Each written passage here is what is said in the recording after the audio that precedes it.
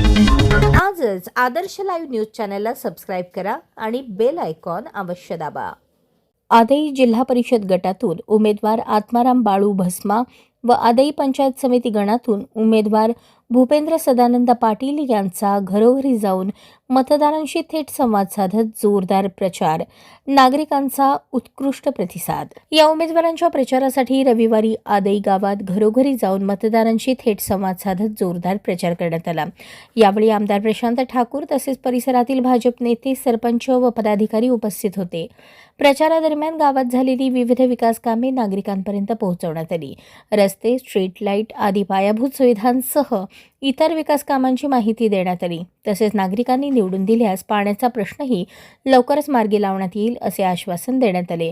आदई पंचायत समिती व जिल्हा परिषद हा भाजपचा बालेकिल्ला असून तो कायम राहील।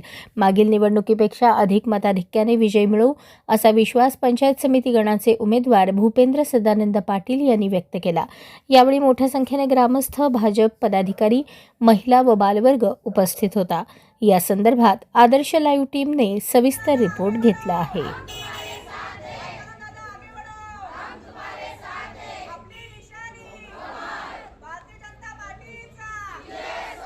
नमस्कार, मी अक्षय आदर्श लाईव्ह न्यूज चॅनल मध्ये आपल्या सर्वांचं स्वागत करतो।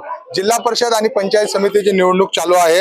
आदई जिल्हा परिषद आणि पंचायत समितीची निवडणूक आपल्यातून महिला आहेत। मॅडम, आज जिल्हा परिषद आणि पंचायत समितीची निवडणूक चालू आहे, कशा प्रकारे शुभेच्छा देत आहे, काय सांगायला? शुभेच्छा द्यायच्या काही सांगायलाच नको। भारतीय जनता पार्टीचं कामच असं आहे, देशात राज्यात सर्वत्र भाजपाची चांगली विकास कामाच्या अजेंडावर आम्ही ठामपणे मत मागू शकतो। आणि भूपेंद्र दादा आमचे दुसऱ्यांदा पंचायत समिती लढवत आहे। कामाच्या बाबतीत काही शंकाच घ्यायची गरज नाही। भूपेंद्र दादा आणि आत्माराम दादा भरघोस मताने विजय होतील नक्कीच। आणि मी सगळ्यांना आवाहन करते की येत्या 5 तारखेला कमल बटन समोरील बटन दाबून भरघोस मतांनी विजयी करा। आज आदई या ठिकाणी प्रचार दौरा चालू आहे। नागरिकांचा रिस्पॉन्स कसा येत आहे? नागरिकांची इथल्या समस्या काय आहेत आणि कशा प्रकारे पूर्ण करणार आहात?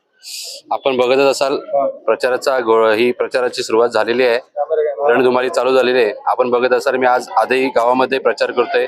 सर्व आदईमध्ये सर्व ग्रामस्थ, माझे पदाधिकारी असतील, महिला वर्ग असेल, मोठ्या संख्येने या प्रचारात सामील झालेले आहेत। मी सर्वांचे आभार मानतो की एवढ्या मोठ्या उत्साहाने मला तुम्ही आशीर्वाद दिला, मला प्रेम देतायत, त्याबद्दल सर्वांचे आभार मानतो। आणि आताच ताईने सांगितलं की आम्ही कुठल्याही भूलथापा न मारता आम्ही विकासाच्या अजेंड्यावरती मतं मागतोय।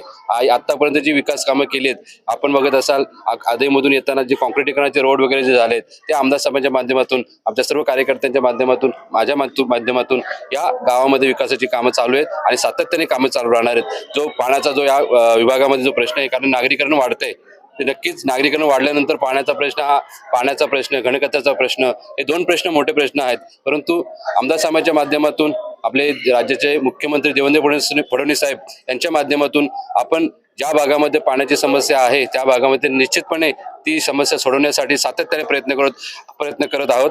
आदई गावाचं जर आपण बघितलं असं जलजीवन मिशन केंद्रातून जे मोदी साहेबांच्या माध्यमातून, नरेंद्र मोदी साहेब आपले पंतप्रधान यांच्या माध्यमातून जे जलजीवन मिशनचा कार्यक्रम जो राबवण्यात आलेला आहे, त्या माध्यमातून या आदई गावामध्ये जवळजवळ 5 कोटीच्या वर या विकास कामाचं भूमिपूजन झालं, त्याचं काम चालू आहे। आपण बघत असाल पाण्याच्या टाकीचं काम हे सध्या चालू आहे। नेवाली गावामध्ये ही ग्रामपंचायतीचं दुसरं गाव नेवाली आहे, तिथे सुद्धा पाण्याच्या टाकीचं काम चालू आहे। लवकरच जो पाण्याचा प्रश्न आहे तो लवकरच सोडवण्याचा प्रयत्न आम्ही 100% करू। सर, आपल्या सदस्य असताना कुठली गावातली विकास कामं केलेली काय त्या संदर्भात? मी सदस्य झालो त्यानंतर आपण या अष्टविनायक फेज पासूनचं जे कॉन्क्रिटीकरण असेल, गावदेवी मंदिरापासूनचं कॉन्क्रिटीकरण असेल, या विभागातून जे रस्त्याची कामं असतील, ही भरपूर कामं आपण, आणि जलजीवन मिशनच्या अंतर्गत जे काम होतं ते आपण आपल्या ग्रामस्थांच्या माध्यमातून, आपले सरपंच असतील, आपले सदस्य असतील, यांच्या माध्यमातून, बीजेपीच्या सर्व कार्यकर्त्यांच्या माध्यमातून आपण विकासाची कामं करतोय। आपल्या अजेंडामध्ये आदई किंवा या परिसरातील विकास कामाचे कुठले मुद्दे जाहीरनाम्यामध्ये काय काय? आताच मी तुम्हाला सांगितलं की पाण्याचा आणि घनकचरा व्यवस्थापन, जे मूलभूत गरजा या आताच्या भेडसावणाऱ्या आहेत, जे नागरिकांना वाढते, त्या उद्देशाने त्या सर्वप्रथम सोडवण्याचा प्रयत्न करू। रोडची कामं ही आपण चालूच आहेत। आता आपण जवळजवळ या आदई गावामध्ये करोड रुपयाची कामं आपण टाकलेली आहेत या आदई पंचायत समिती विभागातून। तर या विभागातून काम करत असताना जी आता अर्धी कामं झालेली आहेत, पुढची कामं येणाऱ्या आर्थिक वर्षामध्ये, या पुढच्या वर्षामध्ये ही सर्व कामं पूर्णत्वास येतील. त्यानंतर सुद्धा काही कामं राहतील ते आम्ही नक्कीचपणे सोडवण्याचा प्रयत्न. जेव्हा पंचायत समिती लढवली या विभागातून, मी 1600 मतांच्या आघाडीने या पनवेल तालुक्याच्या पंचायत समितीच्या गणातून पूर्ण पंचायत समितीमधून हायेस्ट मतांनी निवडून आलो होतो. या सर्व आमच्या कार्यकर्त्यांच्या जोरावरती.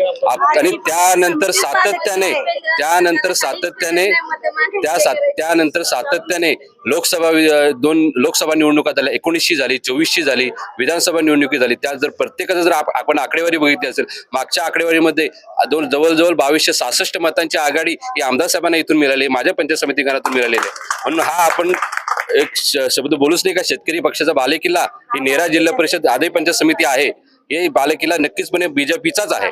पनवेल आणि नवी मुंबई व रायगडच्या ताज्या घडामोडी पाहण्यासाठी आजच आदर्श लाईव्ह न्यूजला सबस्क्राईब करा आणि बेल आयकॉन दाबून रहा अपडेट.